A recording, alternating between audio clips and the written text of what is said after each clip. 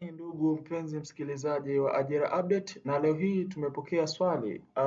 Mpenzi mtazamaji anauliza kwamba naomba kujua katika kupigiwa simu huwa wanatumia special number au namba za kawaida tu kama zetu. Karibu tena kwenye channel yetu Ajira Update, na kama hujabonyeza kitufe cha neno subscribe, tunakuomba ubonyeze kitufe cha neno subscribe ili uwe wa kwanza kupokea notification punde tu tunapoupload. Cha kukuomba zaidi ni upende kusikiliza makala zetu mwanzo mpaka mwisho ili uweze kujifunza ni kipi ambacho tumekileta. Iko hivi, unakumbuka kwamba niliwahi toa story moja kuhusiana na jamaa ambaye nilikuwa naye na akapigiwa simu.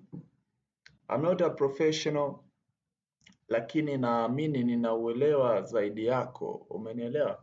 Sasa iko hivi, kwenye kuhusiana na namba watakayotumia, maana wanaweza wakawapigia simu. Sasa kama wakipiga simu alafu hatujajua kwamba watatumia namba personal au namba ya special, lakini for what I know wanaweza wakatumia namba hata personal, sio mpaka namba special. Lakini hakikisha tu ya kwamba maelekezo unayoyapokea yasiwe yanaomba pesa, maana kuna matapeli pia.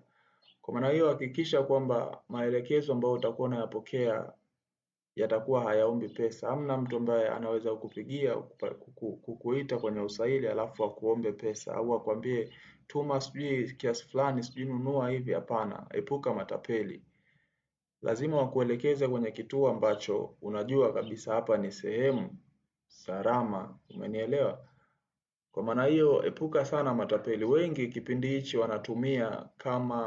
wanatumia kuwatapeli watu, maana wanajua watu wanapambana kutafuta kazi. Kwa maana hiyo kuwa makini sana na kusisitiza. Hata mimi ishawahi nitokea, nikaongea na mtu akaniambia tuma kiasi fulani sijui jina lako hivi na hivi, lakini sikufanya vile maana tayari nilikuwa na uelewa. Kwa hiyo na wewe hakikisha usije ukafanya kosa ambalo nilitaka kulifanya. Kwa maana hiyo hakikisha maelekezo yanayotoka ni maelekezo yaliyonyooka na hayaombi pesa. Hamna mtu ambaye atakuomba pesa yote ile, sijui eti tuma sijui ufike stage fulani.